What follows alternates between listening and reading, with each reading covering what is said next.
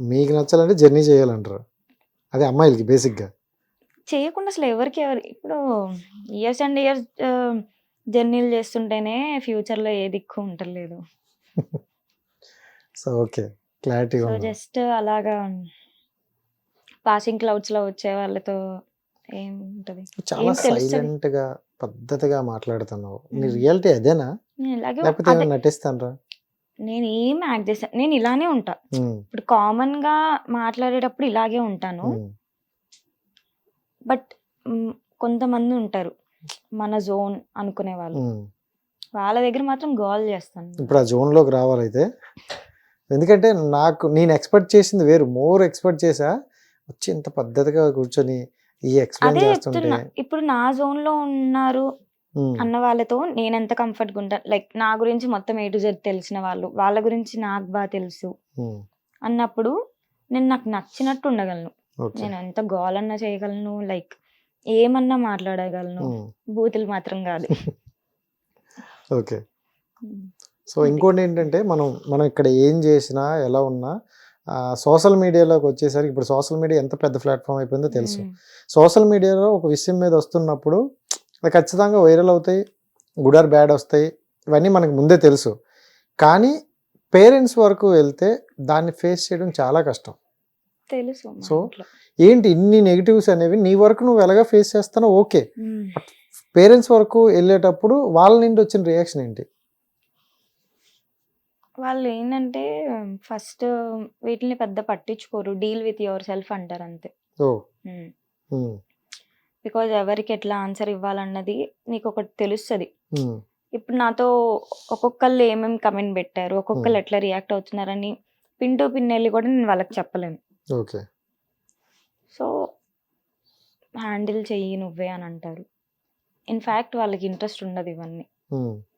అంటే social media ఇప్పుడు ఇదంతా ఇంట్రెస్ట్ ఉండదా? అస్సల. మరి వాళ్ళ కోసం వదిలేయలేకపోయావా? నన్నేం అలా వదిలేయమని చెప్పరు. వాళ్ళు చెప్తే వదిలేస్తావా? అలా చెప్పరు. హ్మ్. చెప్పరు. అంటే వాళ్ళు చెప్పినా చెప్పకపోయినా కొన్ని విషయాలు హ్మ్. ఇలాంటి ఇష్యూస్ అవుతున్నప్పుడు వాళ్ళ హ్మ్. వరకు వెళ్తే వాళ్ళు మనకి ఎంత బూస్టప్ ఇచ్చినా లోపల బాధపడతారే అనే ఒక ఇంటెన్షన్ మనకుంటది. మా పేరెంట్స్ అట్లా కాదు. హ్మ్. అనుకున్నది అనుకున్నట్టు మొహం మీద మాట్లాడేస్తారు. ఓకే. డెఫినెట్‌గా. సో, మరి వాళ్ళకు ఉండకపోయినా ప్రపంచం మొత్తం అదే మన సొసైటీ మొత్తం ఆ నలుగురు అనే ఒక పదంలో తిరుగుతది. అస్సలు పట్టించుకోను అది మాత్రం. సో, మీ చుట్టుపక్కల నలుగురు ఏమనరా? హుహు. నేను అదొక్కటి పట్టించుకోను. మీ రిలేటివ్స్ గాని, ఫ్రెండ్స్ అండ్ ఫ్యామిలీస్ అసలు గాని? రిలేటివ్స్ అన్న వర్డే ఉండదు. ఎందుకు? ఇష్టం అంద ఉండదా? అందరికీ తెలిసిందే రిలేటివ్సే పెద్ద స్నేక్స్ అన్ని హ్మ్. ఫ్యామిలీస్‌లో. ఓకే. మోస్ట్‌లీ. సో, మీ ఫ్యామిలీలో గూడా అంతేనా? మా ఫ్యామిలీ మొత్తం స్నేక్సే. ఓకే. రిలేటివ్స్. హ్మ్. ఒక్క మా మమ్మీ సైడ్ కాకుండా. సో, అలాంటి సైడ్ నుండి నీకెప్పుడైనా గట్టి దెబ్బ తగిలిందా?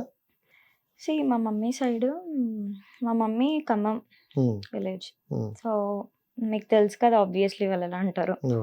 మా పెద్దమ్మ వాళ్ళైతే ఎందుకు అవసరమా? హ్మ్. బికాజ్ వాళ్ళు ఏమంటారు ప్రపంచానికి దూరంగా బతుకుతున్న వాళ్ళు. హ్మ్. సో, వాళ్ళకి ఎక్స్‌ప్లెయిన్ చేయకూడదు ఫస్ట్ థింగ్. ఓకే. చేయడానికి కూడా ట్రై చేయకూడదు. హ్మ్. బట్ ఏంటంటే తిడుతున్నప్పుడు మాత్రం సరే ఓకే. ఓకే. నెక్స్ట్ టైమ్ నేను చేయను హ్మ్. అని చెప్పొస్తా అంతే.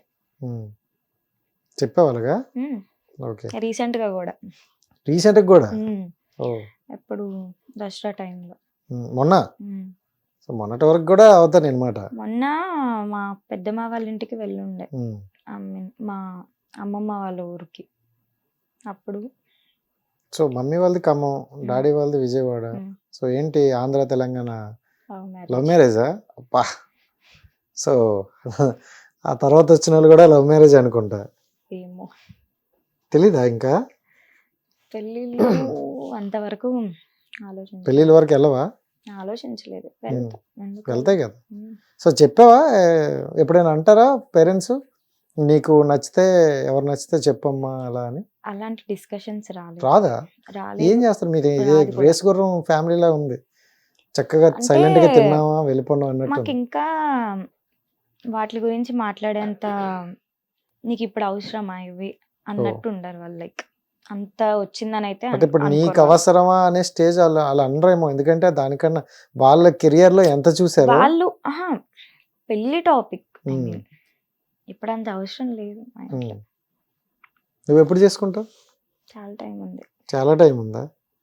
సో ఓకే, ఇప్పటివరకు అంటే నీ చాలా తక్కువ ఏజ్లోనే కొన్ని చూసావు, దాన్ని నేను చెప్పలేను ఓకే అమ్మ చూడు జాగ్రత్త అని చెప్పలేము, ఎందుకంటే పడింది నువ్వు కాబట్టి. ఈ తక్కువ టైంలో మోస్ట్ ఆఫ్ దిలో ఒక డే ఈ రోజు నేను తీసేయాలి నా లైఫ్లో, ఈ డే నాకు ఉండకపోతే బాగుండు అనుకునే రోజు ఏంటి? ఉన్నాయి, ఒకటి రెండు ఉన్నాయి, ఒకటే కాదు. రాధిక కనిపించిన రోజు అని చెప్పకు. అది అది అది చాలా చిన్న ఇన్సిడెంట్. దానికన్నా పెద్దవా? సరే ఒకటి చెప్పు, రెండే మూడోది, జస్ట్ ఒకటి, ఈ డే తీసేస్తే బాగుండు నాకు లైఫ్లో అని. కొన్ని చెప్పకూడదు. చెప్పకూడదా? సో కెమెరా ల్యాబ్ చెప్దామా? సో 2-3 ఉన్నాయంటే, అంటే నాకు తెలిసినంత వరకు ఇదే నీకు, అంటే ఈ విషయం కాదు కానీ ఒకటైతే చెప్తాను. మా ముగ్గురు మధ్యలో అంటే ఆ గొడవ ఒకటి తెలియని ఒక గొడవ, ఎవరికి ఎవరితో సంబంధం లేదు ఆ గొడవ జరుగుతున్నప్పుడు. ఓకే. బట్ నేను వెళ్ళి తిన్నకి చెప్పడం, తను వెళ్ళి ఆమెను అనడం, ఆమె మళ్ళీ కౌంటర్ వీడియోలు పెట్టడం, ఇలాంటి సెనారియో ఒకటి లేకపోతే బాగుండేదని అయితే అనిపించింది. ఓకే. సో ఒకరి గురించి ఒకరు తెలియకుండానే ఒకరి లైఫ్ లోకి ఒకరు వెళ్ళిపోయాం, అంతేనా? ఎవరికి ఏంటంటే ఇక్కడ ఏం జరుగుతుందన్న క్లారిటీ తనకి లేదు, లేకుండా ఏదో ఇమాజిన్ చేసుకొని ఏదో మాట్లాడడం, దానికి మళ్ళీ ఒక కౌంటర్ మాటలు, ఇవన్నీ ఆ జోన్ లేకపోతే బాగుండేది. సో ఓకే, నీ లైఫ్ లో ఆ డే తీసిస్తే బాగుంది అనుకుంటా.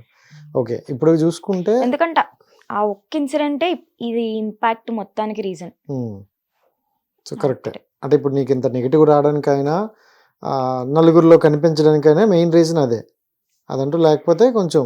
ఇంకొకటి ఏంటంటే లైక్ తను మాట్లాడిన దాంట్లో తప్పేం లేదు, చూసే వాళ్ళకి కూడా తెలియదు కాబట్టి మా వీడియోస్ చూసి అది చూసి అనుకున్నారు.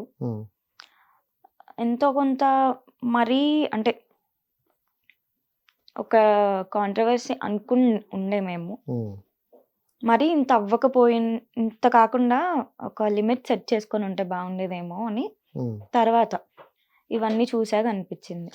నీకు నీ పర్సనల్గా నువ్వు పడుకునేటప్పుడు ఆ డేలో కానీ లేకపోతే అప్పుడు జరిగినవి కానీ ఒకసారి ఆలోచించుకుంటావు, ఒక్క నీకే, ఇంకెవరితో ఉన్నది పక్కన పెడితే నువ్వు ఎప్పుడైనా అంటే వాళ్ళు ఏంటంటే జరిగిన దానికి నేను చాలా రిగ్రెట్ ఫీల్ అవుతాను. ఎందుకంటే ఓకే, ఎంత కంటెంట్ అయినా కూడా ఒక లిమిట్ సెట్ చేసుకొని ఉంటే బాగుండేదేమో అని. అది ఎప్పుడు తెలుస్తుంది? కొంతమంది ముందే ఇది చేయడం కరెక్ట్ కాదని ఫార్వర్డ్గా ఆలోచించుకుంటారు, కొంతమందికి దిగిన తర్వాత అర్థమవుతుంది, కొంతమందికి దెబ్బ తగిలిన తర్వాత అర్థమవుతుంది.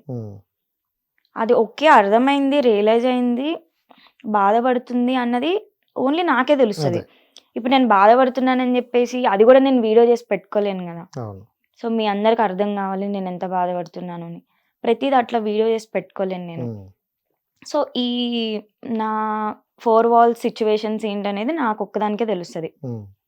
సో అది వాళ్ళకి తెలియాలని కూడా నేను అనుకోవట్లేదు. నేను ఏంటంటే రియాక్ట్ అవ్వకుండా సైలెంట్ అయిపోయాను. నేను సైలెంట్ అయ్యే కొద్ది వాళ్ళు ఇంకా ఎక్కువ చేసేస్తున్నారు. సో అందుకే నువ్వు కూడా ఈమెం సాడ్గా వీడియోలు పెడతలేదు కదా, మొత్తం అంతా చిల్ అవ్వకుండానే పెడుతుంది, సో ఈమెమి దీనికి ఏమి డౌన్ ఫీల్ అవ్వట్లేదు చేసిన దానికి అని అనుకుంటున్నారు. కానీ అంటే నువ్వు అనుకున్నావు ఎప్పుడైనా తప్పు చేశాను అనవసరంగా? తప్పని నేను అనను, లైక్ అంటే హస్బెండ్ అండ్ వైఫ్ విడిపోవడం అనేది ఇప్పుడు దానికి నాకు సంబంధం లేదు కదా, దానికి నాకు సంబంధం నువ్వు రాకముందే జరిగిందా? రాకముందే? నేను రాకముందే. మరి మీదే కారణం అని చెప్పారు కొన్ని ఇంటర్వ్యూస్ లో, కొన్ని వీటిల్లో. ఎవరు చెప్పారు? సో అంటే తెలుసు కదా, కామెంట్స్ లోనో దాంట్లోనో చాలా మంది చెప్పారు కదా. ఇప్పుడు వాట్ ఈస్ వాట్ అనేది మా నలుగురికి తెలుస్తుంది, నలుగురికే, ముగ్గురికి కూడా కాదు, నలుగురికి తెలుసు. ఓకే. సో వీళ్ళకి ఏంటంటే చూసేది ఒక్కటే ఇంపార్టెంట్, ఏం కనిపిస్తుంది ఆ కనిపించే దాంట్లో నుంచి దీని నుంచి దానికి లింక్, దాని నుంచి దీనికి లింక్ వేసి దాన్ని ఒక కన్క్లూజన్కి తీసుకొచ్చి ఒక స్టోరీ వాళ్ళు కుక్ చేస్తారు, చేసి ఇదే ఫ్యాక్ట్. ఇంకా వస్తానే ఉన్నాయి నాకు అవే కమెంట్స్ ఇప్పటికి కూడా. సరే ఓకే, దీని గురించి